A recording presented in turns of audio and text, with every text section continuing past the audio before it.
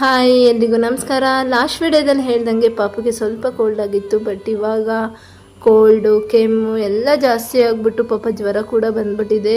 ಇಡೀ ನೈಟ್ ನಿದ್ದೆ ಮಾಡಿಲ್ಲ ಅವನು ನಿನ್ನೆ. ನಿಜ ನನಗಂತೂ ಅಯ್ಯೋ ಅನ್ನಿಸ್ಬಿಡ್ತು.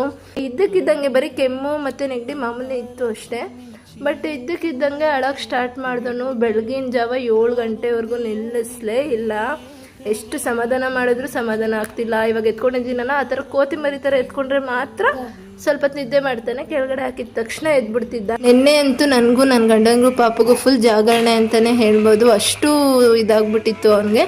ಸೊ ಹಾಸ್ಪಿಟಲ್ಗೆ ಹೋಗಿ ಸಿರಪ್ ತಂದು ಹಾಕಿದ ತಕ್ಷಣ ಸ್ವಲ್ಪ ಪರವಾಗಿಲ್ಲ, ಒಂದು ಸ್ವಲ್ಪ ಆಟಾಡೋಕ್ಕೆ ಸ್ಟಾರ್ಟ್ ಮಾಡ್ದ. ಸೊ ನಮ್ಗೆ ಹೆಂಗೆ ಅಂದರೆ ಮಕ್ಕಳು ಹುಷಾರು ತಪ್ಪಿದ ತಕ್ಷಣ ಹಾಸ್ಪಿಟಲ್ಗೆ ಹೋಗೋದು ಎಷ್ಟು ಮುಖ್ಯ ಅನಿಸುತ್ತೋ ದೇವಸ್ಥಾನಕ್ಕೆ ಹೋಗೋದು ಅಷ್ಟೇ ನಮಗೆ ತಲೆಯಲ್ಲಿ ಇದ್ಬಿಡುತ್ತೆ. ಸೊ ಹಾಗಾಗಿ ನಮ್ಮ ಅಕ್ಕನ ಮನೆ ಹತ್ರ ಬಂದು ಪಾಪುಗೆ ತೀರ್ಥ ಹಾಕ್ಸಿ ತಾಯ್ತ ಕಟ್ಸಿದ್ವಿ. ಇವಾಗ ಪಾಪು ಆರಾಮಾಗಿದ್ದಾನೆ.